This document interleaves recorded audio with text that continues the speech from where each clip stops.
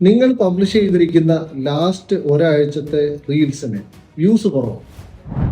കാരണം ഇതാണ്, ഇൻസ്റ്റാഗ്രാം നിങ്ങളുടെ ലാസ്റ്റ് 10 റീൽസ് ആദ്യം ട്രാക്ക് ചെയ്യും.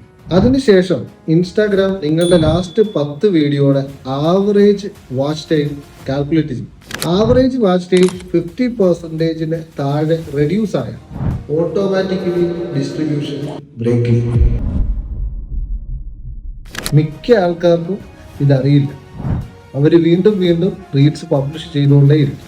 ഇത് എങ്ങനെ ഫിക്സ് ചെയ്യാം? 3 ദിവസത്തേക്ക് നിങ്ങൾ റീൽസ് പബ്ലിഷ് ചെയ്യാതിരിക്കുക. അതിനുശേഷം ലാസ്റ്റ് പബ്ലിഷ് ചെയ്തിരിക്കുന്ന 10 വീഡിയോസ് എടുത്ത് ഓരോന്നും കൃത്യമായി ചെക്ക് ചെയ്യുക. എന്താണ് റിയൽ ഇഷ്യൂ നിങ്ങളുടെ വീഡിയോയ്ക്കുള്ളത്? അതിനുശേഷം തിരിച്ചു വരിക, ഈ ഇഷ്യൂസ് എല്ലാം സോൾവ് ചെയ്ത് പ്രോപ്പർ ഹുക്കോട് കൂടി വീണ്ടും റീസ്റ്റാർട്ട് ചെയ്യും.